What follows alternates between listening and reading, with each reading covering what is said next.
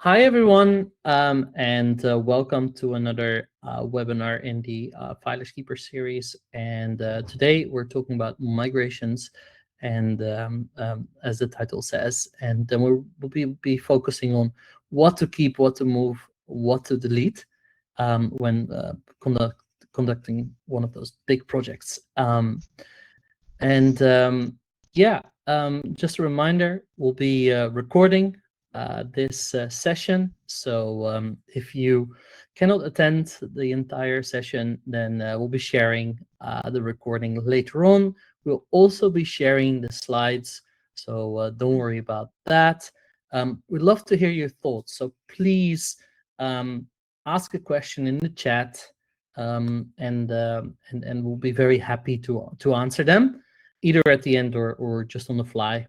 Yeah, please grab a coffee, get comfortable. We know that the semifinal, Argentina versus England, is about to start in an hour, so we're very mindful of that, and we'll make sure that we finish on time for those of you who follow the World Cup. All right. Yeah. Today I'm accompanied by Matthew Bernstein and Anne Schneider, and I have asked Anne Schneider to moderate this session. Now, there's something going on, as you probably already saw. Anne has a lot of trouble with her camera, and we tried to fix it. She tried to troubleshoot it, and yes, she turned off her computer, and yes, she rebooted her computer, but it just died. So to kind of make up for it, we have an empty chair, which is actually not empty because Anne is actually with us. So we'll just have to make do. But she's a real person. I can vouch for that. I've met her. Well, I think some of you, thank you for that introduction. Is everyone seeing the speaker slide right now? I just want to confirm that's not showing. Okay, great. So good afternoon, and thank you for that introduction, Juana. And I'm so sorry, I did really try to troubleshoot it. It was accompanied by an update, so that might have caused some kind of kerfuffle on my end. So sorry, I am just represented by an empty chair there. My name is Anne Snyder. I am the founder and principal at IG Standard, and I'll be your moderator for today's webinar. And of course, we'll be hearing from my colleagues at Bernstein Data and filerskeepers. I'll give them a second in a second. I'll ask them to introduce themselves. Today, we're going to be discussing a data governance challenge that affects every industry. System and data migration is a fairly common event, but how do we address information governance when migrating data into a new system? So data migration happens for lots of different reasons. Organizations, for example, might want to take advantage of the latest technology and features of a new application. Sometimes it comes out of necessity. Licensing or support for an old tool or an old product is ending, or an old system might not be compatible with new infrastructure, and you have to make a migration for those reasons. But a common pitfall is that information governance considerations are sometimes not thoroughly addressed at the time of the migration. And those are the information governance challenges both for the target system and for the legacy systems. And those are both mission critical. So we'll talk today about why addressing IG issues during the migration is important and how we can leverage those migration events into an opportunity to reduce data costs and risks go forward. So I'll turn it over now to Juana. I know you did briefly introduce yourself, but please tell us a little bit more about yourself and filerskeepers. Yeah, of course. I'm Juana Pemelaar. I'm the co-founder, currently CEO for filerskeepers. And what we do is we read all the laws in the world. I'm not kidding. We even track them online. We take from their rules to tell companies how long they should store their records and data. And then we have a dashboard, a software tool where you can say, hey, I'm in these jurisdictions, these industries. Please build me a bespoke retention schedule, which we then do. We can calculate what's the most optimal retention period given all the countries and states you're in. And we can keep that up to date. So when the law changes, we can say, hey, the law went from 3 to 5 years. Do you accept or decline? You're in control of your data. And now that our clients have an up-to-date retention schedule, they come to us and they go, now what? And then we say, well, now you implement that into your systems. And I believe that big data migrations or system migrations are very good moments to kind of fix some of the big issues that you may have going on, and we're really talking about your material systems here. There are still loads of companies. Everybody's talking about AI and everything. I think there's still a lot of companies just migrating to SAP for HANA, for example, because that's still a big thing. So yeah, for example, that would be a good moment to look into your records retention and just fix some stuff. Matthew? Thanks, Juana. Appreciate being here and your moderating. So my current role is as the founder and principal of a boutique consultancy around information governance. My background is running information governance globally for Deutsche Bank, which, global organization, 60 countries, 100,000 employees, literally thousands of records retention obligations around the world, and intense regulatory scrutiny. So I bring that background of highly regulated industry into understanding how to build a both an operationally solid and a regulatorily defensible information governance program into being. And what's, I'm excited to talk about this topic because it is one of those points in time when good governance of data can be applied. And one of the themes that I'll touch on as we talk is that I feel like in years past, a lot of information governance and specifically when it was thought of as records management was kind of a person by person painful exercise. And there's a lot of technology that's available now that gets at the point that everything else we do to find value in massive amounts of data we do with technology. And we should be taking the same approach to information governance. We have a lot of information to govern, not just to find value in, and we should be applying technology. And one of the technologies that exists is automating the process of understanding changes in retention requirements. So, we've worked in the past, Bernstein Data has worked in the past several times, more than once for sure, with filerskeepers.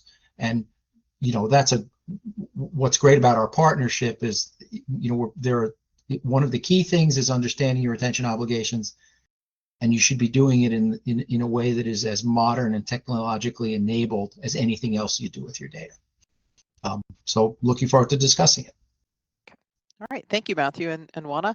And just as Juana mentioned, we are going to be providing you the slides will be made available. So we just want to have a little bit more information about filerskeepers and Bernstein Data for your reference.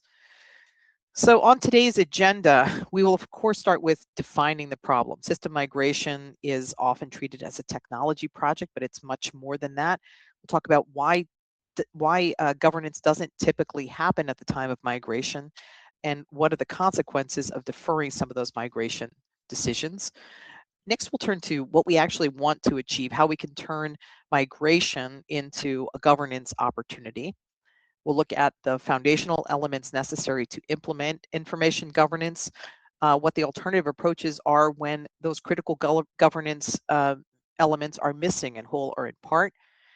And we'll then look specifically at how you can build retention and disposition into a migration plan, and then how we can make that move from migration planning to a more sustainable governance approach. And at the end, of course, we'll open it up for questions and answers if we have time. Again, we're being mindful of ending on time, given our sports obligations today. So defining the problem.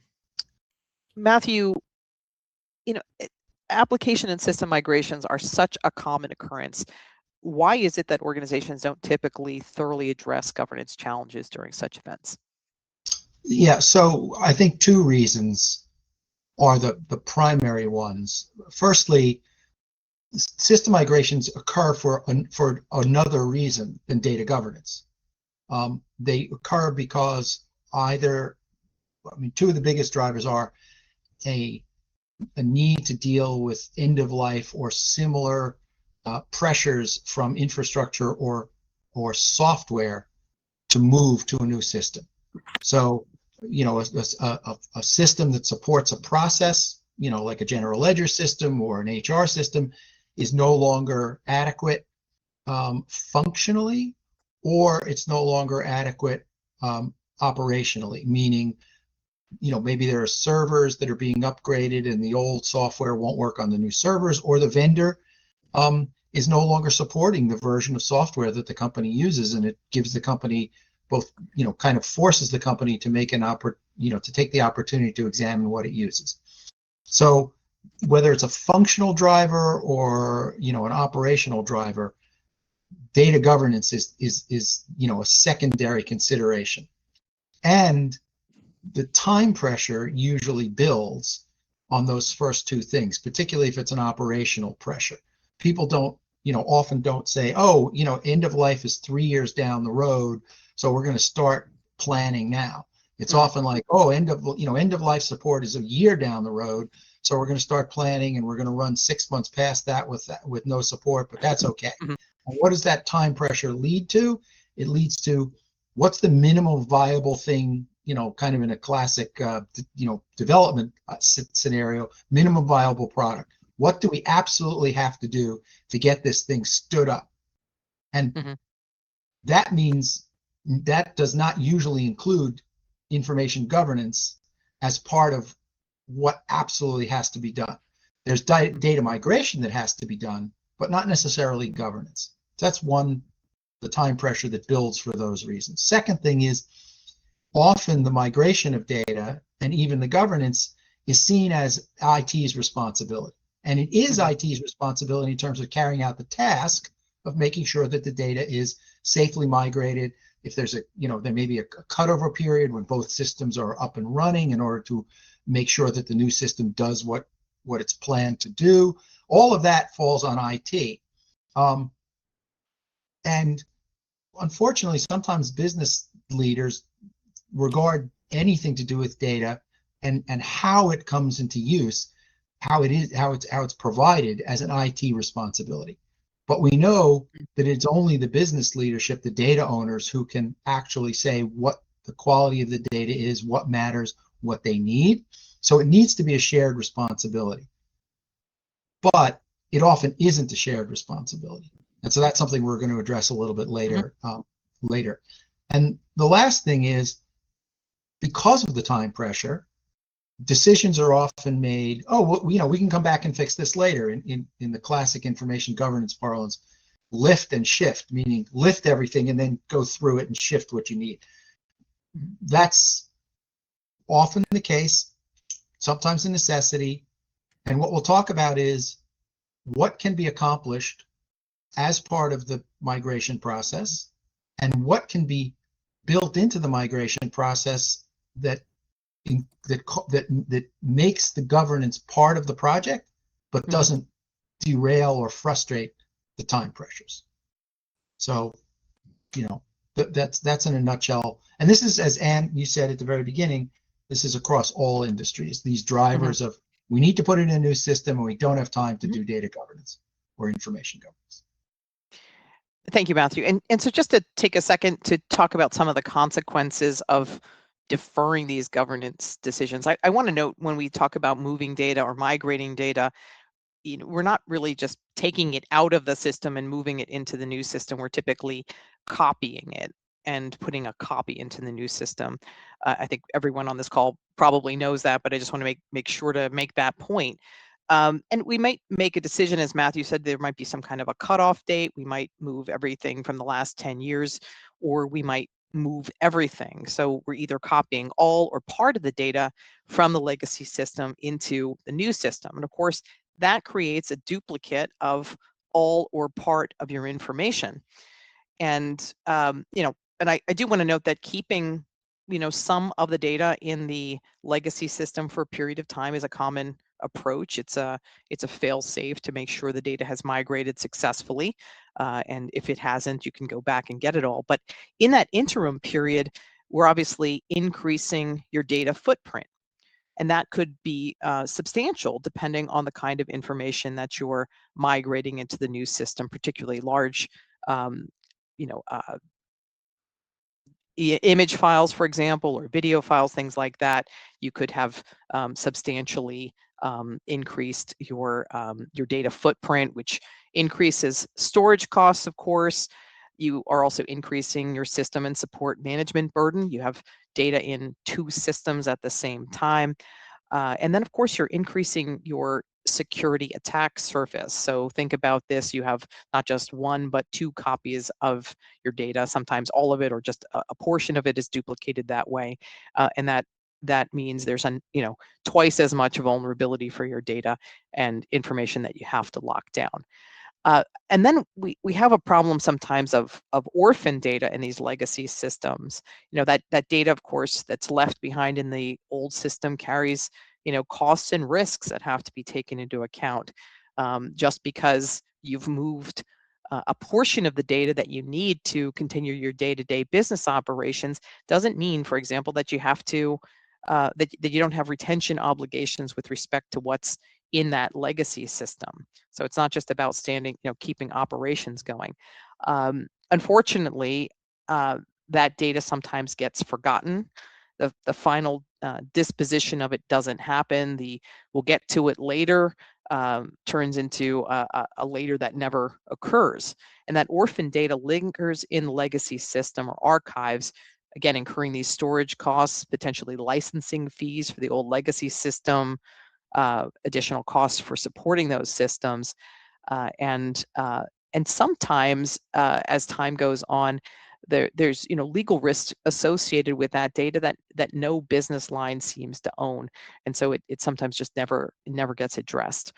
And of course, all of this can be exacerbated by incomplete records of what was done. So if you ever do actually get to go back and address that legacy system data, it may be months or potentially even years later. I've seen it many years later in some instances. Memories have faded, people have left, and that poor documentation makes governance decisions, at a future date extremely difficult in some instances. Matthew, do you have anything to add on this before? Maybe if you don't mind. Sure. Yeah. So what we often see indeed is that IT is responsible for the migration. IT also becomes responsible for the legacy application, but also not really.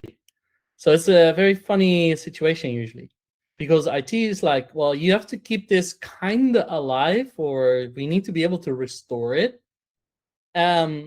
And if they then say, well, we don't like that risk, we don't like the security risks, we don't like the license fees, we just want to sunset this thing, then the business goes, oh, no, you can't do that. And then they assume the ownership again for a little teeny tiny bit and say, no, there are reasons for us to keep this. So you kind of see that a battle going on. And yeah, I'll go into also later what we do with these kind of discussions. And I think maybe I think you alluded to this as well. And so I'm sorry if I'm repeating things here, but you can do like a retention assessment, like what data shouldn't be older, and we're going to dive deeper into that. But also, I do see a lot of rot, redundant, obsolete, and trivial data migrate from one system to the other because people are just not, it's a nice moment to clean it up. And if you're getting all kinds of useless data in there, also in the new system you will run a legal risk, because then you're probably going to end up with data minimization issues, because you have to actually minimize the data for the purposes for which you're processing it under privacy law. So yeah, that's also a legal risk. Right. So I think you it segued nicely into the. So it's what do we want to do better? How can we do better? How can we leverage these events? So Matthew, we just discussed some of the negative impact of deferring governance, what could organizations do better, and how might they leverage these migration events into a governance opportunity? Yeah, so I think, notwithstanding the comments that we've made about where responsibility falls, time pressures, ownership, when I think almost without exception, when you're migrating from one system to another, there are data decisions that have to be made, because it's almost always true that the new system organizes and presents the information differently from the previous system. You're not migrating from a system, from I don't know, from IBM to SAP, and everything looks the same. And so the people who understand the data have to be involved, because they have to see how the business processes and the functionality works in the new system. And so they're going to be looking at the data and saying, I need this, where is it in the new system? And that's an incredibly important part of organizing a migration. But what it means is they are identifying what information needs to be there, is most important, needs to be presented. So it is an opportunity to do that, because decisions are going to be made. And so that creates this focus of data owners, that if you bring the governance aspect, the information governance aspect, into the project, you have that point in time to enable people to make those decisions. And I've been involved in some extremely large projects of migration, consolidation of 100 systems into one system, and people are passionate about the information that matters to them, and they will get involved and they will have opinions. It's often hard to reconcile the opinions between different people about nomenclature and reference data and all that kind of thing, but people do get involved, because once they understand they're going to have to use the new system. So it's an opportunity to project manage into that their consideration of the data that they own. And that leads me to the next point, which is the project plan may come to be developed in a way that doesn't leave sufficient time to do all the governance decisions that you would want as part of the migration, because of the time pressure. But what you should be able to do is make that governance part of the plan. So rather than say, we'll just come back to it in the future, you could say, okay, we're going to go this far with migration, and then we are going to include a subsequent phase of governance decisions in the project plan. And so you're acknowledging the governance decision, at least? Not acknowledging it, but also budgeting time and money and resource into the original project plan. Now, that time and money and resource may not be applied before the majority of migration takes place, but it doesn't become just a forgotten thing. It's like the project isn't done until we finish the second phase of governance analysis, so that everybody expects, oh, this project is going to we have to be done in 6 months. We have to get everything migrated in 6 months. But the project could have a year and a half, because we've got 6 months of run up to it, 6 months of migration, then 6 months of follow up. So you should build that into the project plan. It doesn't have to frustrate or delay. It also means that you can act then more deliberately on governance, because you can make decisions on the things that must be decided as part of migration. So for instance, Anne, you talked about, there may be a decision. We're going to move everything that's fewer than 5 years old, and we're going to keep everything that's more than 5 years old in a legacy system. Okay, that's a decision that might have to be made before migration takes place. But you could then make a decision that says, once migration takes place, now we come to the phase where we look at everything that's more than 5 years old in the legacy system, and we have to pay for that legacy system. So we're going to not sign a 10-year contract extension with the legacy system. We're going to sign something shorter, and we're going to get in there and look at the stuff that's more than 5 years old and apply some retention decisions to it. And then we can migrate it, or we can preserve it on an archive system for a certain period of time, and then build in a business process to delete it. And to Juana's point, IT often has the responsibility of maintaining a system that allows the business to access its old data, and then the business says, well, wait a minute, we have to have access to it. And so you wind up migrating everything, or you wind up keeping it in warm or very hot storage that's easily accessible. If you project plan it, you may be able to move it into less expensive storage that doesn't allow for immediate access. You could say to people, look, if you want something that's more than 5 years old, you have to submit a request. If you want something that's less than 5 years old, just click on it in the new system, because that's part of your business process. But if you're looking for something that's 8 years old, you have to, it's 3-step process. And that allows us to use a less expensive system, less expensive storage. For us, it causes people to think a little bit harder about the requests they make, and ultimately allows you to move out of that legacy system or older storage volumes. So that allows you to act deliberately on governance in phases. And I think that's why you can be an opportunity without delaying the migration and the stand up of the new system. And I think it also gives maybe some deeper or some clearer visibility into the true costs of a data migration, because I guess that's like when cleaning up the legacy system is deferred, again, it's disconnected from the line of business. Sometimes it's being maintained under IT's budget and not part of the costs of the new system and system migration. So, all right. So let's transition to some of the foundational elements that we need to implement information governance. Matthew, what are the foundational elements that organizations need to actually, implement this information governance plan during the migration events? I think there are three things, and this is a consistent approach that Bernstein Data takes for any kind of operationalization of information governance, whether in migration or to address another business or risk objective. First, you have to have a knowledge of what data you have. Secondly, you need to know what your information governance obligations are. And lastly, you need to have what I call proper authorities. In other words, the people who are making the decisions either at the organizational, the enterprise level, that this is what the organization wants to do. It wants to have policies and principles around information governance. They need the comfort that if they put those policies in place, that the people who act on those policies are actually making the right decisions. And the business people who are going to make the decisions about disposition, because they're the only ones who understand the data, they need to know that they are operating under proper authority because the organization has set the policies and principles. So we're going to talk a little bit more about each of those things.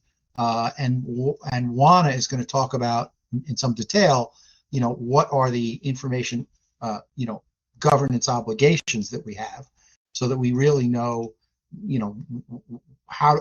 what is our defensible basis of making these decisions.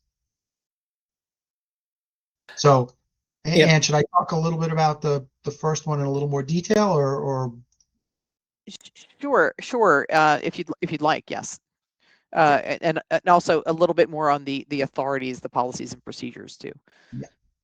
So one of the things that's great about where we are in the modern world is that we have tools to help us grapple with the massive sprawl of technology and the massive growth of data.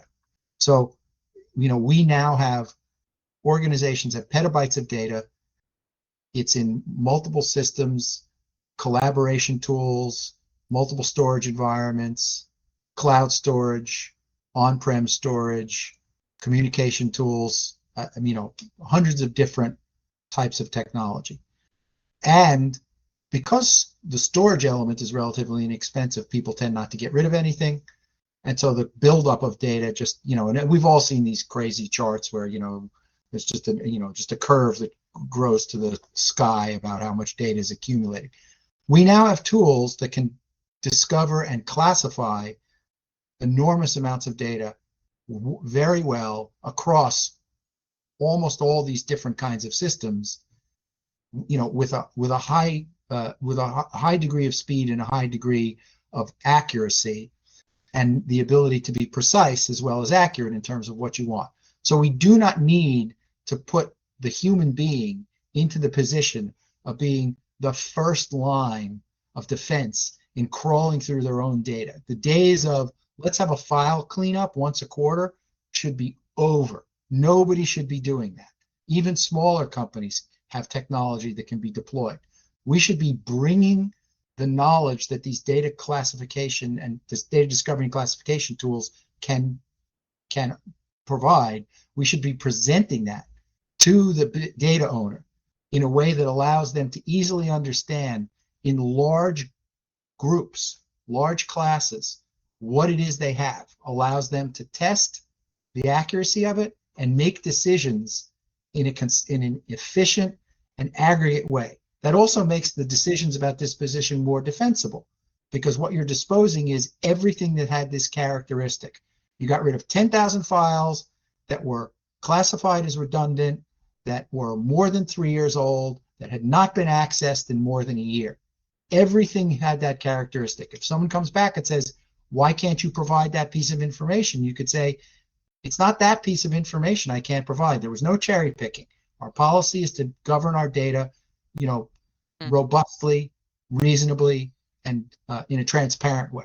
So new systems exist, and there are multiple ones. Different ones have different, advantages and characteristics, and depending on use cases. But for migration, there's absolutely the ability to use these tools to do the work of going through and classifying enormous amounts of data. That gives us the knowledge that we need in order to make decisions on massive scale that we've never had before. So not only do we know what we have, but we can do something. And so I like that you're talking about leveraging technology to get into a clear understanding of what the data is that we have. And we certainly come a long way in terms of retention schedules, and so filerskeepers works in this specific area. So gone should be the days of managing it just in an Excel spreadsheet that's incredibly cumbersome. So we have resources out there now that allow us to keep the records retention information in a common place, and also get inputs from researchers who are continually refreshing and reviewing our information obligations. Can you tell us a little bit more about that, Juana? Yes, and by the way, maybe just to touch upon the point on e-discovery or data discovery tools that we can leverage.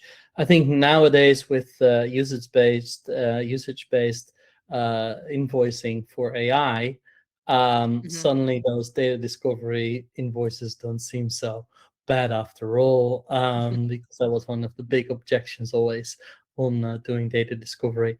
Actually, data discovery is just AI in a bit of a more focused way.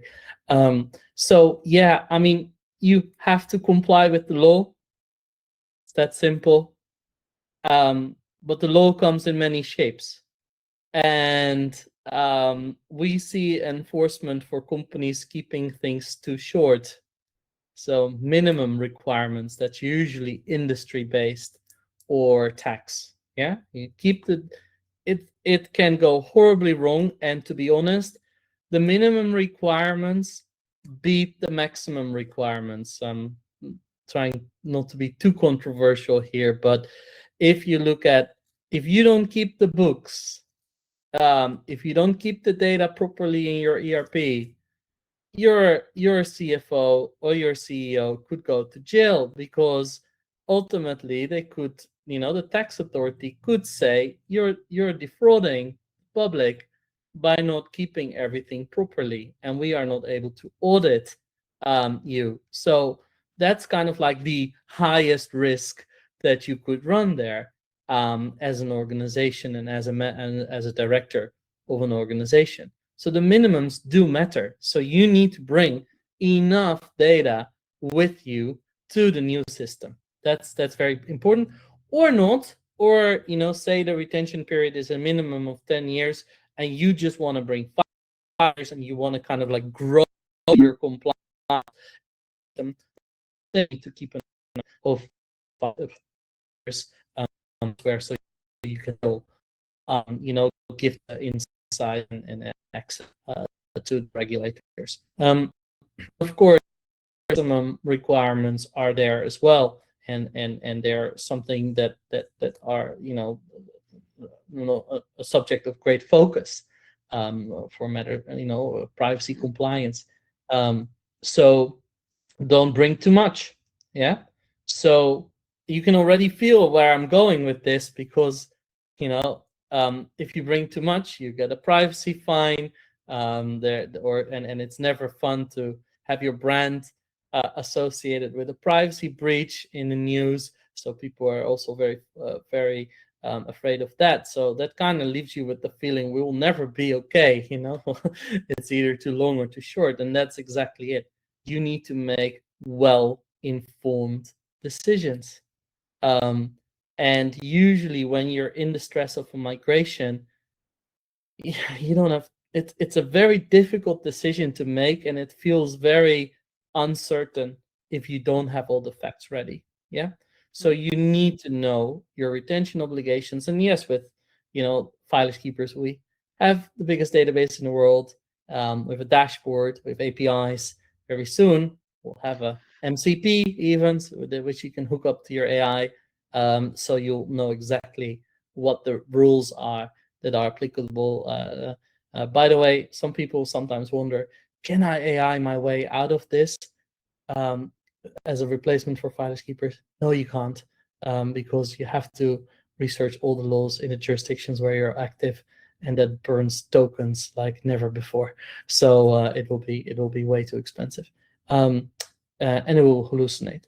So that's very important. You need to know. And you should never forget about the exceptions. Yeah. So legal holds, tax holds are super important. If you combine migration project with also deleting, purging data, then if it's gone, it's gone. Proper deletion is irreversible. So you cannot irreversibly delete data without getting a good overview of your legal holds, and knowing exactly what the scope is, who are the custodians, etc., etc. And that's probably the first thing you need to think about. So get your colleagues from legal on the phone, get them involved. Is there anything in the system that we need to hold on? But don't let them exaggerate. Yeah. A legal hold issued for the US doesn't necessarily apply in Fiji, guys. So yeah, it's good to also kind of critically look at the scope. Yeah. So sorry, at the sake of cutting you off, Juana, I just want to keep it moving again, because I know that people want to watch sports. So let me keep it going here. Hang on one second. So one of the questions is, what do we do if we don't have everything in place? And this is just to recap a little bit what we've already touched on a couple points. It's very often because organizations are missing one of the foundational elements that we've just discussed, or they're under time pressure, that they have to go with a simpler approach. And so what do you do when you have to balance speed, defensibility, costs, and risks? And in the absence of that complete information, organizations sometimes choose, as Matthew mentioned, the MVP, or the minimum viable product approach. So just the bare minimum. What do we need to get the new system up and running, supporting the business? And again, they sometimes will move everything or move a subset of it based on a cutoff date. And we already discussed why deferring decisions can create problems. But even when you have to defer a decision, you can mitigate some of the risks by thoroughly documenting what was done during that system migration. What are the kinds of things that you want to make sure are documented? We're going to say what was done, what was moved. Was it just the last 10 years data? Why did we do this? Under what authority? What reviews and approvals were done? And how you validated the migration. And people will often ask this again. This isn't an exposition focused on the details of a migration plan, and your organization, if it's regulated in particular, might have some templates or structures that are already in place or mandated. But how detailed you should think it has to be detailed enough that you'd be able to recreate the process. So when you actually get back to that information, if you do get back to it, it's going to be maybe months or years potentially later when you're looking at the legacy system. You want to be able to recreate that information without sort of searching or matching the systems, because there's a potential that information is lost because people have left, memories have faded, and you want to make sure you've documented it currently and contemporaneously with the data migration. So we want to move now to just the building a retention and disposition plan. It's the migration. Juan, I think you may have covered some of this information in what you said, but once we know what we have, however we know it, either interviews, human intelligence about the system, or using technology, as Matthew had suggested, and we know what the law requires, how do we actually turn that into decisions to keep, move, and delete during a migration? So I made a few points already, so I will remake them. But I think, first of all, you build a retention schedule, and ideally you have one already before you even get into the whole migration part. But if you don't, it's never too late. Build one, define the record types, data owners, retention obligations, and keep it technology neutral, so that you can reuse it throughout your business. I always think that a migration is a really good moment to set new structures, new governance structures, new policies, because migration to a new system is not just an IT project, not just a data governance project. It has impact throughout the entire organization. It's a new way of working. You're redefining your business processes. So why not just have a new way of doing data governance, driving compliance? So a retention schedule should be technology neutral, but that then also means that once it's done, you need to map it to the reality of maybe both the old and the new system, and you'll run into a few issues there, right? The computer will say no on a few things. Think about scope differences, right? We see it often with employment related migrations, where the law makes the distinction between sick leave and regular leave, but the system says, sorry, we don't know what that means. We call it all absence. So now what are you going to do? That's a decision for you to make. Data dependency. I want to delete A, but I cannot delete A without also deleting B, and A and B have different retention periods. What are we going to do? Triggers, the law says end of fiscal year, system says don't know what a fiscal year is. I just know date of creation or last modification. So those are all kind of like teeny tiny legal operational decisions that IT definitely is not positioned to make a decision on. So I think it would be more legal, privacy / data data governance to make those decisions together with the business. You can never do it 100%. I think the best way to do this is just to document your decisions, like Anne also said. So we have our retention schedule. We're trying to implement it. Computer says no. We've written down what the risk is, and we're now informing our leadership on the fact that we did 90%, and 10% is just not possible.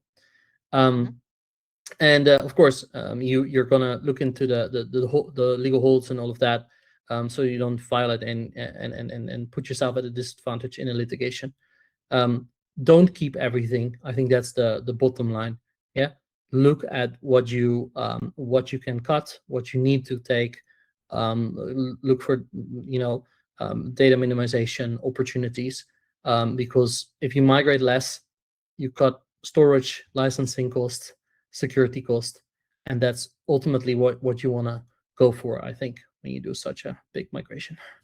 Okay. And I want to add something to what you said about the creating a retention schedule and making choices. And I think one of the things that people sometimes mistake mistakenly think is an opportunity is to become too granular in their record retention schedules. And you can wind up with people saying, oh, we only have to keep this 3 years here, 5 years here, 7 years there. So we're going to have, different retention schedules for the same kind of record in different jurisdictions. And if you step back and say, yeah, but are you actually going to take an action differently every 3 years than you will every 5 years? The answer is no. So you're better off, and this is one of the things we've had great success working with you on, is what is the best choice? What is the golden rule, or whatever you want to call it, that allows you to be in compliance with law, make sure you are retaining as the minimum period, but you are in a defensible position that you are not over retaining from a minimization. But because you are creating larger buckets, simpler categories, fewer rules, you can actually have a better shot at implementing a process of reviewing things when they reach their sell-by date. And that's the opportunity of using a good system rather than just an Excel spreadsheet to compare your records classes and your records types and organize things, because you can create something that can be implemented, as opposed to, and I've seen it, kind of an idealized idea that we've got 1,000 different record types and we're going to manage at that level. Never happens. No. People get lost even reading the thing. So how would you then apply it to hundreds or if not thousands of systems and millions of data types? So no, that's not possible. Yeah. So unless you have more to add, and again, in the interest of just keeping us moving, I want to move to the next topic, which is how we get from migration planning to a more robust, sustainable governance posture. So what's next?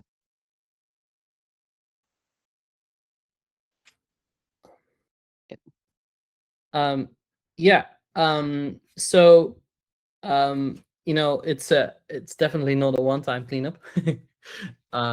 So I honestly believe that migration should be used as the kickoff for let's say a data governance program or records management program 2.0, so to say, or 1.0 if you don't have one.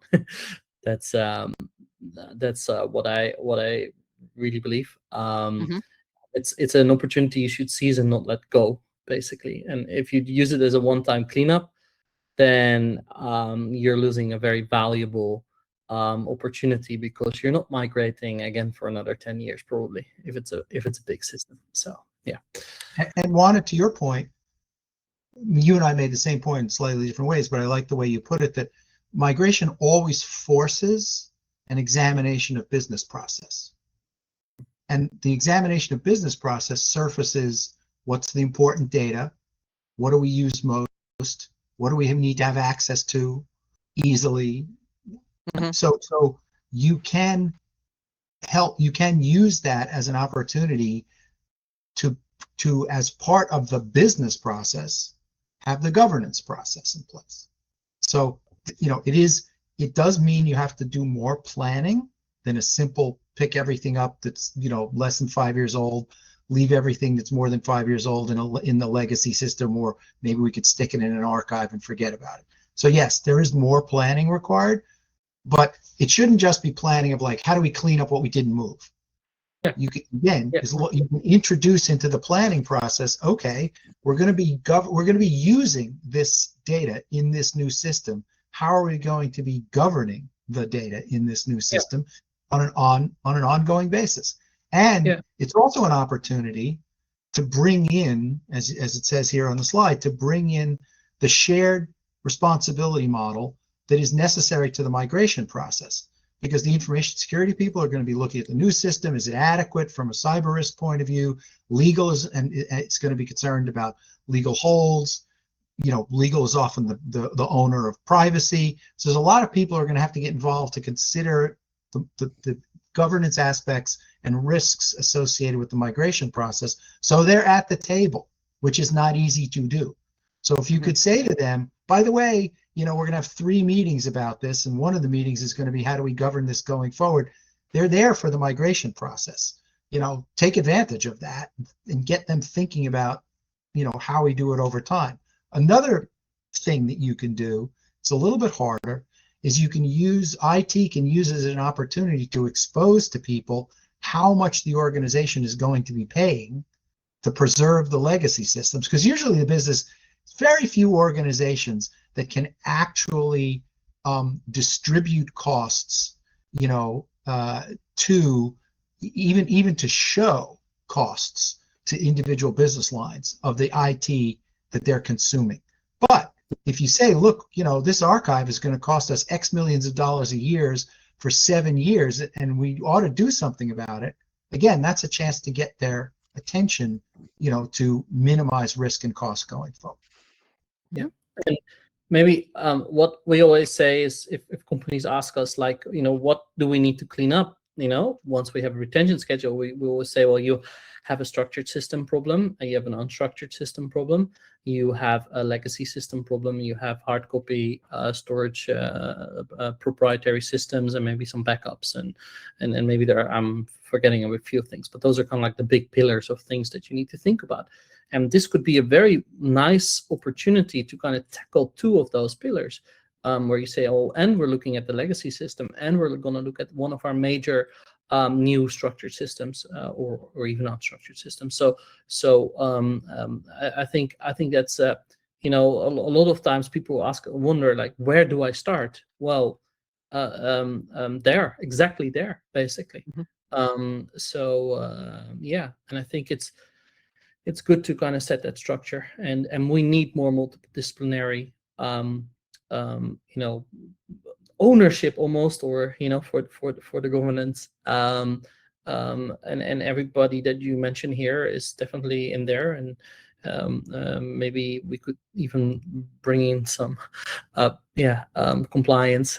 I'm not sure, maybe that's also legal, and nowadays everybody's about AI, so AI governance, it's all part of the same solution, basically. So yeah. All right, well, thank you, Juana. I would like to open it up now just to the audience, and to see if anyone has any questions. You can, I think, put them in the chat.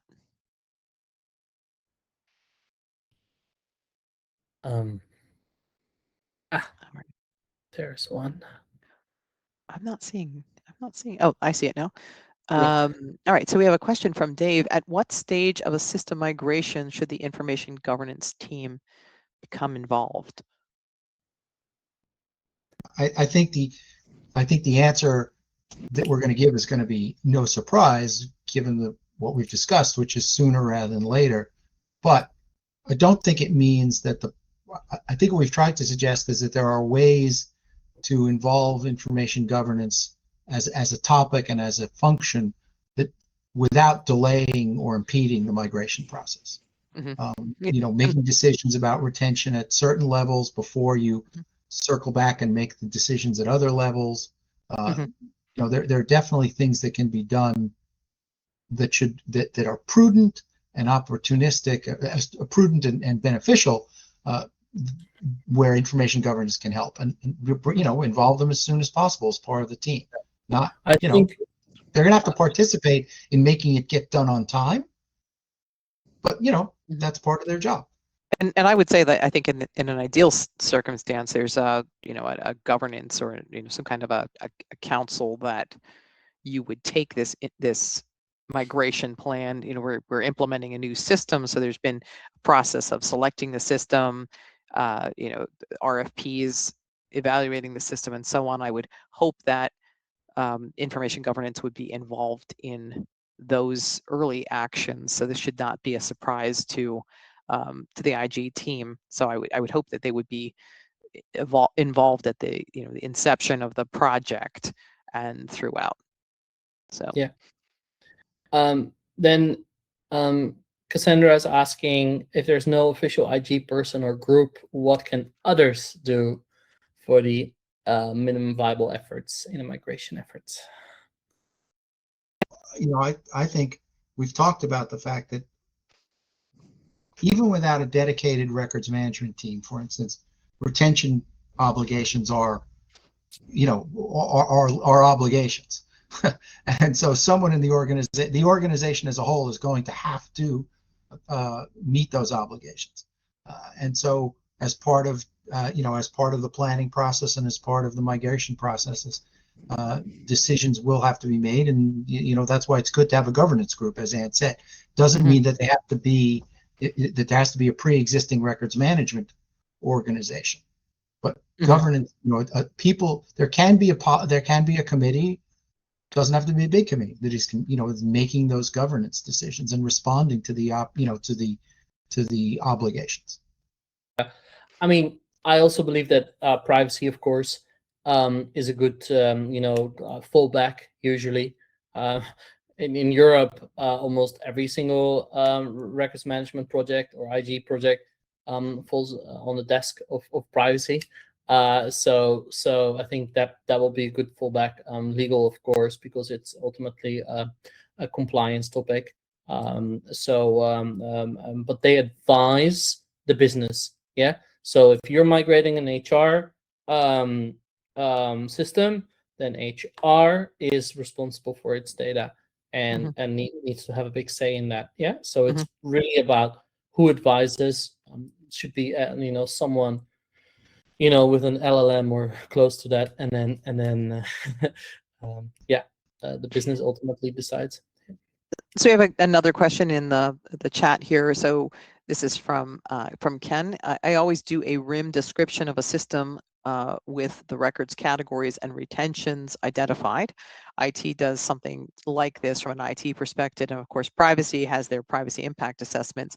Is a RIM description something that you do for a particular system? I think that's a good idea, and it should be part of implementing a new system.